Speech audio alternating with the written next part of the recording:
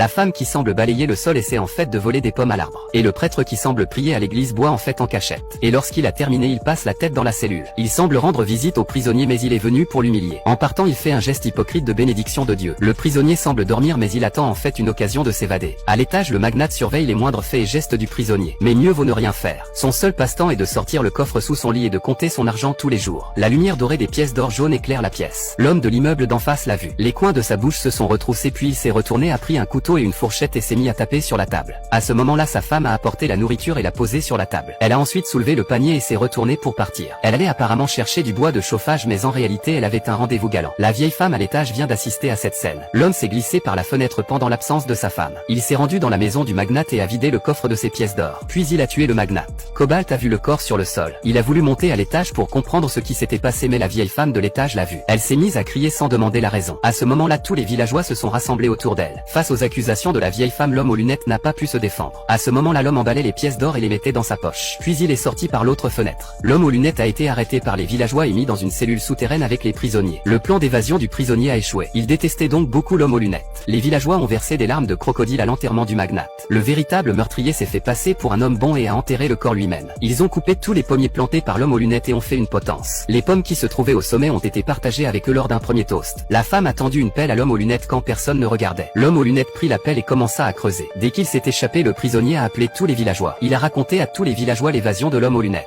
Les villageois l'ont poursuivi avec leurs outils. L'homme aux lunettes est monté sur le toit. C'est ainsi qu'il s'est échappé. Au milieu de la nuit, l'homme était si excité qu'il n'arrivait pas à dormir. Il a commencé à compter les pièces d'or. Soudain, il entendit des pas sur le toit. Il grimpa sur le toit et le suivit. Quand sa femme a vu cela, elle l'a suivi.